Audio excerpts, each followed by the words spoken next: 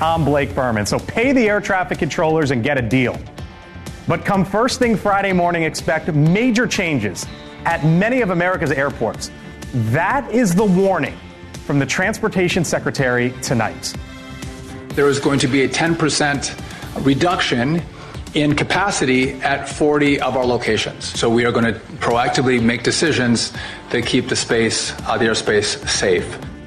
So is this right here the moment that leads to ending the longest government shutdown ever? Congresswoman Marjorie Taylor Greene live with us tonight here in moments. Plus, Mom Donnie and Manhattan's most famous man. It didn't take long for the newly elected mayor and the commander-in-chief to go after one another. What Zohran Mamdani and President Trump are saying tonight. Also this evening, Republicans with some newfound questions. Think about it. It's just 1 year removed from a major Trump triumph. But now, where do they head after those dominant Democratic wins? And is it life or death for the country? That's how President Trump framed his tariff battle before the Supreme Court today. Why some conservative justices, though, sounded a bit skeptical. But first tonight, they levied the warning earlier this week. We were talking about it here on the Hill, and now it could just be hours away. The Transportation Secretary, Sean Duffy, just moments ago saying changes are coming to our airports due to the government shutdown. Now, here's the news. Here's the headline. The FAA is planning to cut flights by 10% at 40 major airports all across this country starting Friday. They're not saying which ones at this point, but it could impact up to 4,000 flights. The FAA saying the move is necessary since the 13,000 air traffic controllers are working without pay and are showing signs of fatigue and stress. It is now the longest government shutdown ever. The president started his day having breakfast with Senate Republicans, blaming in part the shutdown for the losses last night for Republicans that occurred in many of the major races all across the country. And then this afternoon came the travel warning. So is this a moment when a deal gets done between both sides, Democrats, Republicans, the White House as well? Congresswoman Marjorie Taylor Greene joins me live tonight in a moment. But first, our Kelly Meyer live at the White House, where, Kelly, this news unfolded late this afternoon. And we were waiting to see if this would happen. It's here. And now you got to wonder what this sort of means on day 36, which is day one of the longest shutdown ever, essentially. Yeah, not a record you want to break, and putting that pressure on Capitol Hill and here at the White House. The impact from this shutdown forcing the Federal Aviation Administration to reduce air traffic by 10% across 40 high-volume markets. That's starting Friday morning. And it comes from staffing shortages of air traffic controllers still unpaid, some calling out while the government remains closed. So here at the White House, President Trump blaming the shutdown for GOP losses last night. Listen to this. Last night, it was, not expected to be a victory. It was very Democratic areas, but I don't think it was good for Republicans. If you read the pollsters, the shutdown was a big factor, negative for the Republicans. Frustrated Trump this morning, and Democratic senators feel the results only strengthened their shutdown strategy. Listen to this. Last night was clear, unmistakable, as a repudiation of Trump and a vindication of what Democrats have been fighting for. And Blake, President Trump returning here to the White House tonight, waiting to see if his pressure on his party is enough to bring the shutdown to an end before holiday travel begins. And we don't know, as you mentioned, which airports will be impacted. Those are expected to be announced tomorrow. Blake. Kelly Meyer, live tonight at 1600 with the news unfolding this afternoon. Kelly, thank you. Joining us now tonight, she is, of course, the Republican from the state of Georgia, Congresswoman Marjorie Taylor Greene. Congresswoman, thanks for being back with us here on the Hill. Yeah, thanks for having me. Appreciate it. So is this the moment that maybe brings both sides to a deal? Like there have been a lot of these, right? Will the troops get paid? Federal workers missing their paychecks, SNAP benefits. We've heard them and we've rolled through them one by one. Now there's this. Is this the moment that gets to a deal or no?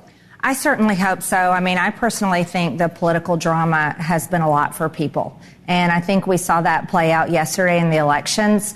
I think leadership is something to take very seriously. And I think the Senate, both sides of the aisle, need to get on the ball on that, because people are suffering, people are not getting paid, and people have a lot of anxiety about what does this mean going forward. Should Trump pick up the phone now and say, Speaker Johnson, Chuck Schumer, let's get in a room, let's do it, let's end it now? I hope so. I would like to see that. But I've been saying all along, even a month ago, I said Democrats can open the government simply by voting yes on the CR that they have already voted to so many times. But also Senate Republicans can use the nuclear option, override the filibuster. You think they should go there? Yeah, I've been calling for it the entire time. I called for it a month ago. 1 month ago, I called for it. I posted it up. But it's been gridlock. And you want to know something? I really fully believe Americans are sick and tired of political drama in Washington. They care about being able to pay their bills. They're very worried about health insurance premiums rising. And it's up to leaders in Washington to take that very seriously. So I want to get to that. I want to play a clip. You posted this on your social media feed a couple days ago about what happened to you in relation to health care. Let's roll it real quick. Marjorie, get us some health care that's affordable. We're trying. Try harder. What do you think about that? I don't think she knows how hard I'm trying. Yeah, we're the only ones standing up for health care. I agree with her. You were just telling me that came out of the blue. President Trump this morning, basically blamed in part the shutdown for Democrats' Democrats' wins last night, Is it that, or do you believe that the president is simply not seeing what's happening out there with prices, with bills, and with healthcare affordability? Well, I posted earlier that I believe the election yesterday was a referendum on not delivering what November 2024 was about. It was about America first. It was about MAHA, and it was about cost of living and putting Americans' issues above everything else. And that has not been the focus for months now. And I have been talking about it. I have been pressing these issues. These are the issues I hear about back home in my district, and those are the only people I work for. And I think yesterday, a lot of people stayed home because they're not happy. The focus it's not been the focus for who? For President Trump, for the Republican Party, members of Congress, Senate, who? Across the board. When we said no more foreign wars, we meant it, and that meant don't send our money and our weapons. That didn't mean go all over the world talking to all the foreign countries. When we said put America first, that means Congress needs to get on the ball and be serious about our appropriations. That's how money comes back to our district and helps our districts. When we talk about MAHA, we're very serious about don't force on COVID vaccines, don't force on chemicals. All of these things are extremely important to us, but we saw Pfizer be embraced in the White House. We've seen another mRNA COVID vaccine get approved. These are issues that really matter to people, and they're very angry about. Think about it. People didn't want to vote for Andrew Cuomo in the mayor's race because they're still mad about him killing elderly people in nursing homes. That race was a little closer than people thought last night, but either way, Mamdani winning. Let me take you to the House and to 2026.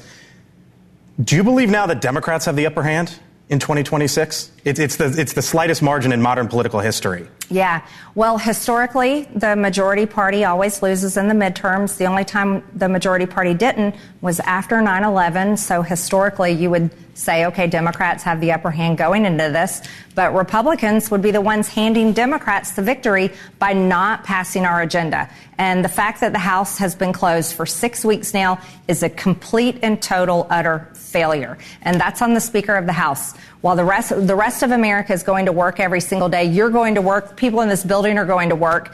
Mike Johnson is telling us to stay home and not do our jobs. So what does Mike Johnson, if you were to be able to talk to Mike Johnson right now, you would tell him what? Tell him the same thing I told him last week, and I yelled at him on the phone on our GOP conference call. What'd you say? Where is our health care plan? It's non-existent. Democrats created this problem years ago, but Republicans have never fixed it. And I said we need to be back at work, and not being in session is basically pathetic. What did he say to you? He gave me the same talking points he gives to the press every single day. How many Republicans do you know of privately who tell you that they think you are right and that the Obamacare subsidies should be extended in some form or another? I get the text messages every single day that we have got to do something to make health insurance more affordable. Is it dozens of Republicans? Like how big? I'm trying to get a sense of how big. My mixture of circle of friends and people I talk to are regular people, and they're back home in Georgia. They're friends, family, and people in my district. They are appalled and outraged, and they're sending me, my health insurance is going to go from $800 a month, and it's going up to $3,200 a month. These are the messages, but we're getting the phone calls coming in. But I even have colleagues texting me now, you're right, we've got to do something about this. Let me turn your attention to 2028. There's a report out from Notice today saying that you want to run for president, that you're, quote, telling people that you want to run for president in 2028. Is that the case? I actually blocked that reporter. Okay. Because he published an article that is baseless rumors, which is along the same lines that Laura Loomer spread. She said last week that I was going to announce I was running for governor on The View this week. And this is another baseless rumor. The only thing that I'm focused on is being a representative for my district. So what's your end game? Is it staying in the House? I'm a representative for Georgia 14, and I think that we need to be doing our job right now. Let me leave you with this. Here was Congresswoman Alexandria Ocasio-Cortez just the other day, and then I'll get your response. Here's some tea for you. Marjorie Taylor Greene wanted to run for Senate in Georgia. Trump said no. And the White House and Trump land shut down Marjorie Taylor Greene's personal ambitions to run for Senate. And she has been on a revenge tour ever since. What would you say to her? She says you're on a revenge tour right now. It sounds like she's best friends with Laura Loomer, too, because that's the same thing Laura Loomer said, but it's not true. I put out a lengthy post back this summer about why I didn't want to run for Senate, and I see the Senate as basically where all good things go to die. I mean, look at the Senate right now. Because of the Senate, the gridlock in the Senate where no one can get anything accomplished, the government is shut down. And I'm a very serious person. I don't want to go serve somewhere where all of my good ideas and bills I want to work on get completely stopped in a system that I think is utter failure. And I explained that in length. The other problem with AOC is I think she's really jealous that I came into her home state, stomped around, and actually had a great conversation with the ladies on The View. What was that like? It was wonderful. What do you think about the pushback on that? I honestly, I've only seen a little pushback online, but I've gotten calls in my office. People loved it from my district. I got all these text messages from my friends and family, and they loved it. And I think it's good to have conversations with the other side and have respectful conversations. People, like when I say people are sick and tired of political drama, they are fed up with it. And they're tired of the toxic culture that we have. People are tired of lies like that article you brought up, tired of stupid attacks like AOC's video. I don't respect her very much. She's never accomplished anything in life other than being a member of Congress. So I don't really know what she has to offer other than gossip, but people are tired of that. All right. We'll leave it there. Congresswoman Marjorie Taylor Greene with us tonight here on the Hill. Thanks for coming back in. Appreciate it. All right. Still to come tonight. Zohran Mamdani's election victory. Is it a gift for Republicans? That's how one major leader framed it today. Chris Steyerwalt with me, other side of the break. Plus, the search goes on for more victims of that plane crash that we first told you about last night. We are live in Louisville with what we are learning this evening. And the Supreme Court weighs undoing the president's tariffs. Will all those tariffs stay or will they go? It is a big day here in news. I thank you for being with us tonight. I'm Blake Berman, back on the other side in 4 minutes.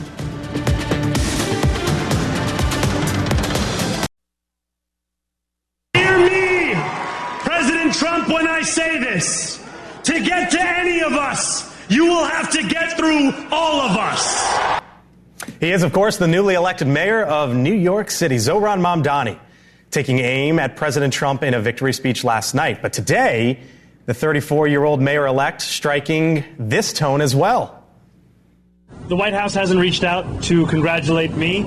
I continue to be interested in having a conversation with President Trump on the ways in which we could work together to serve New Yorkers.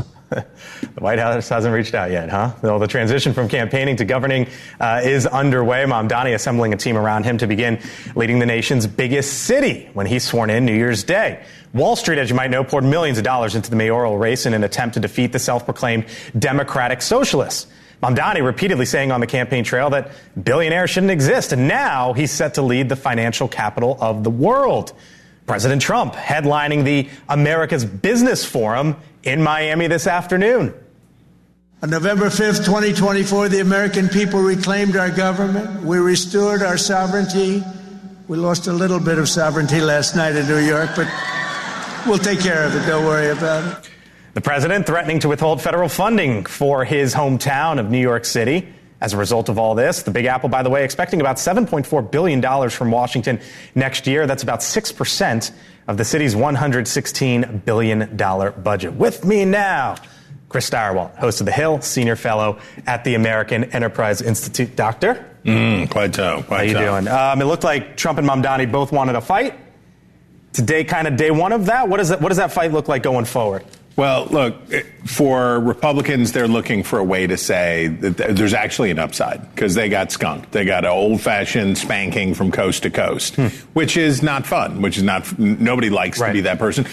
Democrats didn't like it 4 years ago when Glenn Youngkin pulled off an upset in Virginia, and there were those signs. So I get it. And picking on Mamdani is good for Trump because the Republicans want to brand the Democratic Party as they're all socialists. And it's good for Mamdani because I don't think Mamdani would be mayor without Trump, right? Trump is... what do you mean by that? So the anger, the backlash, the turn the volume up, we're coming after you.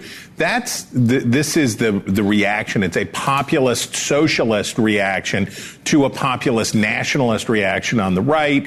I think that there's not a world in which, and I mean, I can't say for sure, but I'm sure Donald Trump's endorsement of Andrew Cuomo didn't help. I'm sure that didn't do him any favors in New York, a city where it's, an 80-20, 85-15 city. ICE and immigration and what happens there. Here was Zohran Mamdani earlier today, and then we'll pick it up. My message to ICE agents and to everyone across this city is that everyone will be held to the same standard of the law. If you violate the law, you must be held accountable. And there is sadly a sense that is growing across this country that certain people are allowed to violate that law, whether they be the president or whether they be the agents themselves. So a moment's coming, right? When he will be the mayor in New York City starting New Year's. The president's immigration policy and it is what it is. We all know what it is. And that's coming to a head. You hear Mamdani today. At that point, when something happens, what comes next there? Well, we're seeing it in Chicago now, right? We had that incident at the daycare today going in after that teacher and all of that. This is a loser for both parties because obviously what Americans want is strict enforcement done in a humane way, right? People don't want mass raids and they don't want that stuff, but neither do they want porous borders and no accountability. And when you keep forcing people into these binary choices between do you want too much this way or too much that way, people get burned out and the system doesn't work. So look, Mamdani has a long way to go from here to there. It feels very good for him today. And he did this amazing thing and he did all of this stuff. But how did you like to be mayor in New York City? Any government position pass, sir. But you could see, you'd be in the Senate, you'd have a nice breakfast and hang out and do whatever. Mayor of New York City, I'd rather train bees with my bare hands. We'll leave it there. Chris Stirewalt, catch you later in the show. Thanks, brother. Appreciate it. All right, still much more ahead. Other side of the break, but we're learning about that horrific plane crash that so many witnesses caught on camera last night. Investigators with the very latest will tell you what they are saying this evening. And President Trump calls it life or death for this country. His tariffs going before the high court today. All those conservative justices, were they feeling a little bit different than the president? When we return.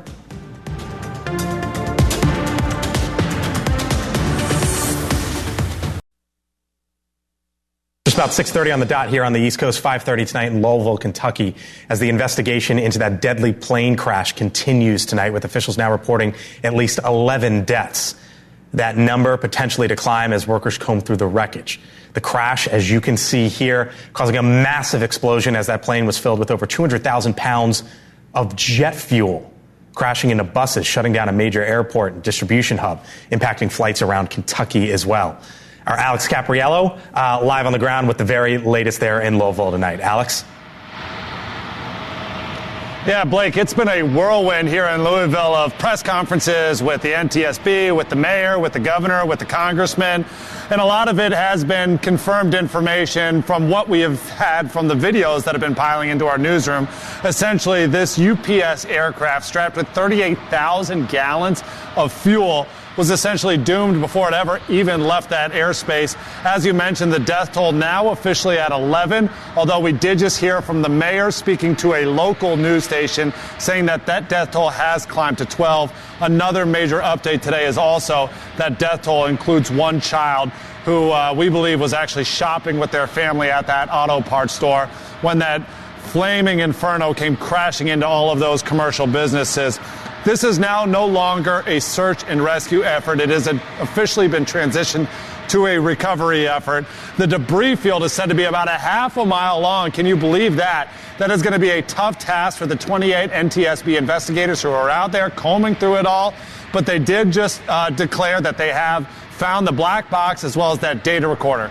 As for the cause of this incident, still no word, under investigation, but Secretary Duffy says it has nothing to do with air traffic controller shortages. Take a listen. A lot of theories have been deployed online based on what folks have seen. We are not in the business of theories. We don't speculate. We are going to wait for the facts to come out. This was not an air traffic control issue. It appears that it was a mechanical issue. Everyone's been clear on that. That is not speculation. Two very separate issues at play. And the NTSB is going to be out here each and every day until they get to the very bottom of it. That could take weeks, of course, but they do typically file some sort of preliminary report within about 30 days.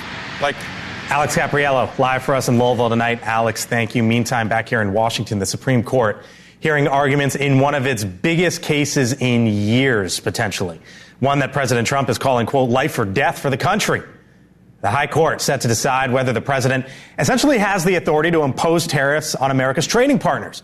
President Trump, his argument is that tariffs help level the playing field for the country. My tariffs are bringing in hundreds of billions of dollars and are helping slash the deficit this year by more than 50%. Did you see those numbers? We're going to be down 50%, anywhere from 25 to 50, but closer to 50%. But of course, critics say that they overstepped the president's authority. One of the plaintiffs, a small business owner, speaking outside the High Court. Let's be clear. These tariffs aren't paid by foreign governments or companies. It's American businesses like mine and American consumers that are footing the bill. With us now, NewsNation legal contributor, host at the Law and Crime Network, Jesse Weber. And nobody has a better vision about how your stuff moves around the world to get to your home than Ryan Peterson, CEO of Flexport. Ryan, great to see you as always. Jesse Weber, come on in, talk to you both at the same time here. Ryan, I'll leave the legal stuff to Jesse. I know you don't want to touch that part of it. Jesse, you thought the questions here were sharp, they were pointed, and I guess it gets to the point of this idea of the government and whether it should be involved with free enterprise or national security and the president's role in that. You're 100% right. That's the main issue. And to be clear, to put it into context, the federal law that the Trump administration is using, this Emergency Powers Act, this is what's at issue here, because usually Congress has the power to levy taxes and duties. And the questioning that you heard from the court, and of course it's difficult to predict what they will do, but from hearing from conservative justices like Gorsuch and Barrett, really questioning a president's ability to just unilaterally impose tariffs without explicit congressional approval, that's what they were questioning here. And yes, this is a conservative court that has deferred to the president's authority in the past, but kind of like in emergency temporary situations. There's a serious separation of powers here issue, and I don't know if they want to go that far. So is the likely outcome here, Jesse, do you think removal of all the tariffs, removal of none of the tariffs, maybe they somehow, I don't know, legally meet in the middle? I think there might be a middle ground here where they might say, look, the reciprocal worldwide tariffs, that really doesn't make sense. We're not talking about a national emergency. You even heard Barrett say, wait a minute, Spain, France, how does that work? Whereas the trafficking tariffs, right, the tariffs that were put in place to stop the flow of fentanyl, they may be more receptive to those. They may say at the end of the day, the president can impose all of his tariffs, maybe on a limited basis. But I do think that they might go more of a middle ground and may not just say that the president can't impose any tariffs whatsoever. So, Ryan, hearing all that, what do you think this means, I guess, for a couple different groups? For the average consumer like myself who doesn't own a business but obviously buys a lot of things, and then for these businesses who are moving their product all around the world to get it to my doorstep. Well, I mean, we still have a long time to find out here. It looks like we won't really know until June, I think. I mean, one interesting question is, if they do rule against it, are they really going to make us wait until June to get refunds? That'll be kind of crazy, right? If you decide today, you should go ahead and issue those refunds as soon as possible. The other big question is, how do they issue those refunds? It's not a simple process to transfer hundreds of billions of dollars from the federal government back to these companies. I don't know, they have bank accounts on file for everybody of where to transfer it. A huge avenue for fraud there. So a lot of open questions. Even if, first off, what happens is still very much, it did look today like the court was sort of tipping their hand that it will vote against the tariffs. That's what the prediction markets are also saying. They sort of collapse. The odds of Trump winning this case collapse. So, okay, that's one answer or one uncertainty. And the second is, if they do decide against, how do we have to file paperwork to get refunds, or does it just automatically happen? A lot of open questions. So, as I'm talking to two really smart guys here, Jesse on the legal front, who says maybe they keep the fentanyl, which would be China, right? And so, Ryan, obviously, if that were to be the case, you'd still have a high tariff rate with China. What does that mean for sort of companies and consumers going forward with a president in office for the next 3+ years?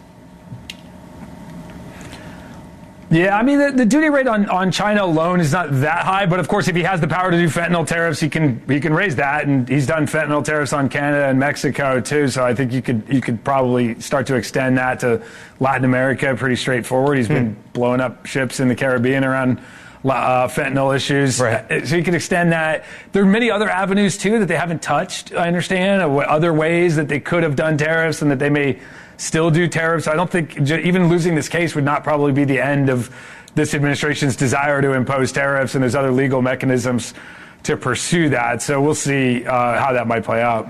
So, Jesse, as Ryan brings up, this could be a while. When do you think the court rules?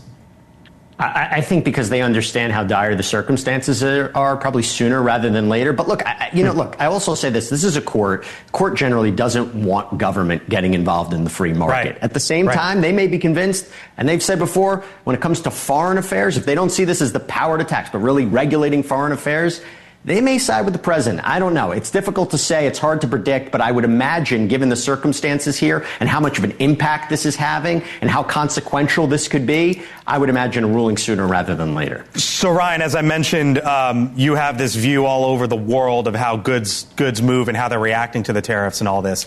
As there's this court case that is now underway at the high court, there's a business owner tonight, and they hear Ryan Peterson of Flexport. What would you tell them? Oh, well, I'm sorry, man. It's been a tough year for all of us paying tariffs.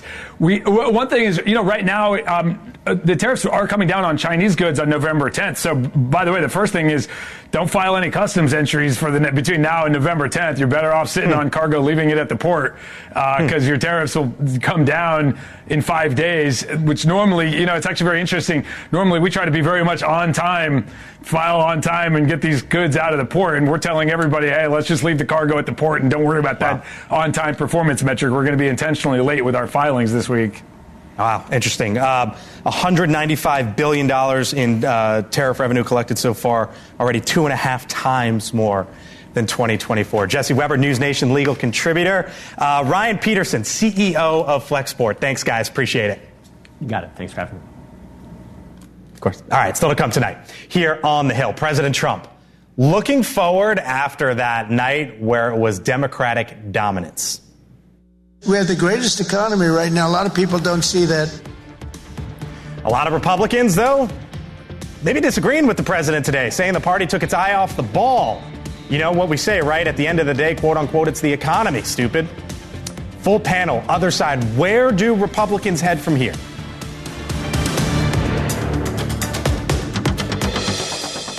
This Veterans Day, Leland Vittert goes inside the nation's most historic military academy and sits down with Bill O'Reilly to explore America's military legacy. America's Greatest Warriors, Tuesday at 10, 9 Central, only on NewsNation. The election yesterday was a referendum on not delivering what November 2024 was about. It was about America first. It was about MAHA. And it was about cost of living and putting Americans' issues above everything else. That, of course, Congresswoman Marjorie Taylor Greene, top of the show here on the Hill just about 40 minutes ago. She was just one of several Republicans out today, sort of trying to diagnose what happened last night, maybe look ahead at what Republicans need to do after the results last night in which Democrats were dominant in the major races across the country. And there's been a theme today. It's about whether or not Republicans are talking about affordability. It's sort of a similar issue that Democrats had to deal with in 2024. So are the alarm bells going off? And what should Republicans do from here? Or nothing? Was it just one night and nothing to do with the midterms going forward? Full panel here with me, Dan Cannon, former Battleground States Director for the Biden and Harris campaigns. Look who's back, Ashley Davis, Republican strategist, former official in the George W. Bush administration. Chris Stirewalt, host of The Hill Sunday, senior fellow at the American Enterprise Institute, and Julia Manchester, White House reporter for The Hill. Hello to you all. Hi. Thanks for being here. You and I did TV at 8 this morning. We did. But I saw Ashley at 5 this morning when I walked in here, yes. He saw me without makeup and he's like, oh my God. He saw me without makeup too. And the first thing you said, you were like, Republicans got crushed, no other way to look at it. You've had now 13 hours to think about it. You feel the same way? Yeah, absolutely. Look, there's one thing we did get crushed, and we need to own that. And does it mean anything or not? We'll see. But there's two things I want to say. One, we live in the best country in the world. We had free and fair elections. People have been mad because of Donald Trump, and everyone went out and voted. Everything was safe, and they voted with their votes, and they changed the course of where the country that they felt was going. So I think that we should all acknowledge that as Americans. Mm-hmm. Two, I've been saying for a long time that we're running into the Biden-Harris problem that you ran into, actually. Yeah. The stock market's fantastic.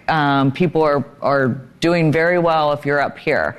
But if you go to Catania, Pennsylvania, my hometown, or somewhere in West Virginia, your hometown, they're still paying more for groceries. And that's the problem. Plus, we have the excitement factor. We did not have any big races that got people to the polls.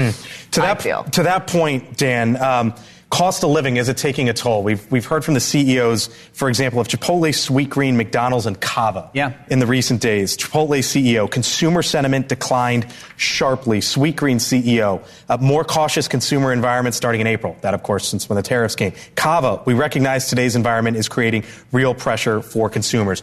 You dealt with this last time around. Is it sort of the same environment, just a year later, other side running things?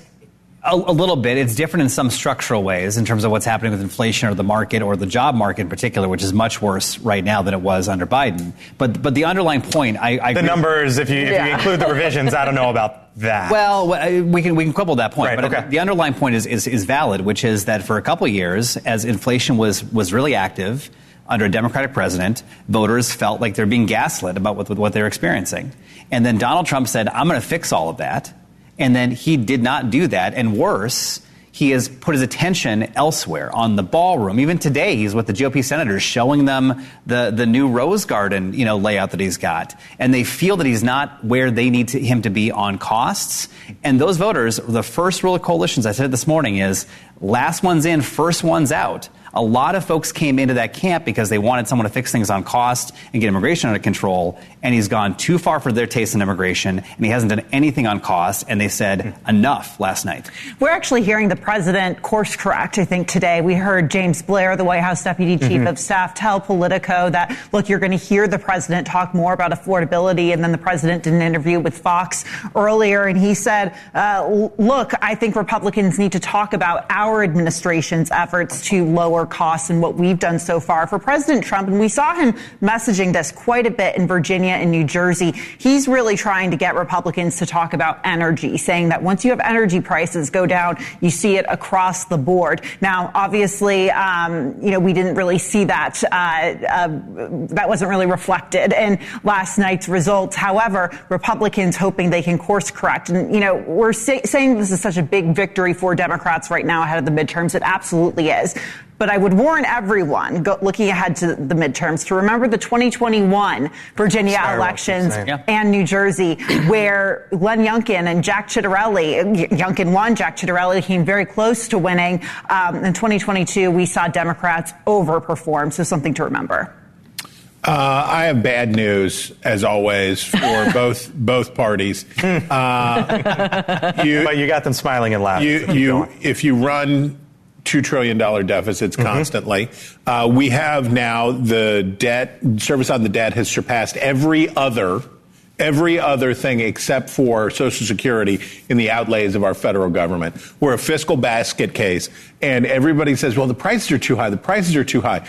We're going to devalue our currency in order to deal with this debt that is crippling the country. And I heard Marjorie Taylor Greene. I hear Zoran Mamdani. I hear everybody. You know what's popular? Free stuff. Free stuff is super. People love free stuff. You know what nobody ever wants to hear somebody say? Well, we're going to have to tighten down here, and we're going to have to become fiscally responsible, and taxes are going to have to go up on some people. Nobody wants to say it. Right. And the net consequence is that prices will go up, and this sort of populism spin cycle will continue to go on because people are going to see their savings and their lives eroded by the problem. But do you also just see, though, that the American people are just tired? I mean, I've been saying this as well. I think that the shutdown is horrible on both sides. I mean, I think Republicans are acting bad. I think Democrats are acting bad. And the American people look and say, what are they doing? And how are they? We're going to work every day. Marjorie Taylor Greene said this. I'm going to work every day. You're going to work every day, but Congress doesn't have to go to work every day. Well, Trump referenced this morning, Chris. Do you think that in a way that Trump operates, that talking about, maybe there won't be SNAP benefits. I heard Sean Duffy today, 10% reduction, nuke the filibuster, that maybe this is like the Trumpy way to try to end this thing? A month ago, you and I talked about how the problem for Republicans would be that they would get to like the shutdown too much, right? That they would enjoy it because it's like, look, we shut down that project and we're doing that and this is fun. We actually prefer it shut down. And you see from the president, you talk about a turn from the president saying that it was because of the shutdown. And I don't know that that's entirely true. I think there are a lot of other factors at play, but I think there is an acknowledgement now from the Republicans that this is unsustainable and they're going to have to do a deal. Vivek Ramaswamy had some interesting comments today. He said two things. He posted a video. He said, one, affordability. We need to start talking about affordability. And then he said this. We don't want to practice identity politics. That's not us. It's not the way as Republicans. It's not the right way as conservatives. Leave that to the woke left. I heard a lot of in the campaign, right? You made the argument of democracy and Trump and all these labels on Trump. Do you think Republicans made the same mistake with Mamdani? That's kind of what Ramaswamy is referring to there. Yes, and also with Spamberger. I mean, Winston Earl Steele's entire campaign was on transgender issues, not a single thing on the economy. He's totally right. They're behind the curve on this. But I want to say on the cost bit, because I do think you're going to see Republicans like Trump try to course correct on this with a talking point. And we face the same issue ourselves. The problem Republicans are going to have, Blake, is that when they got power, they crawled over broken glass to deliver tax cuts to billionaires. They didn't deal with health care. They didn't deal with it now. And then when confronted with the opportunity to deal with health care, they intentionally cut off SNAP benefits early to 16 million hungry kids. They have a record that's baked right now. So we'll see if they can fix it with talking points, but I don't think they can. Well, okay, can I just... you sure can. You got a minute left here. Okay, but the ACA tax credits are not going to be affected until the end of the year. Tell which we know. Shopping right now. I understand that, but not everybody. But that's a good talking point. But also, the SNAP benefits, at least in all Republican states, the governors are making up for the difference, and most of the Democrat governors are. I get it, but the whole thing is just bad. We shouldn't be cutting FAA flights. I mean, it's just we should stop and get back to work. Does that end it, the FAA flights? Like, what ends it, the shutdown? I mean, they got to get back in there. The senators are old. They move slowly. They got to, get back in there, and they got to vote. They'll get the 5 Democrats. I did hear we may be in this weekend, so. Really? Mm-hmm. There you go. Some info. They should come over Sunday. I don't know. I mean, I think them, cutting 10% of flights or air traffic, 40 airports. I mean, I don't think that bodes very well for what's coming forward. All right. Thank y'all. Appreciate it. Still to come. Other side of the break. Remember the sandwich guy? Well, the trial begins in Washington. When we return, I'll explain.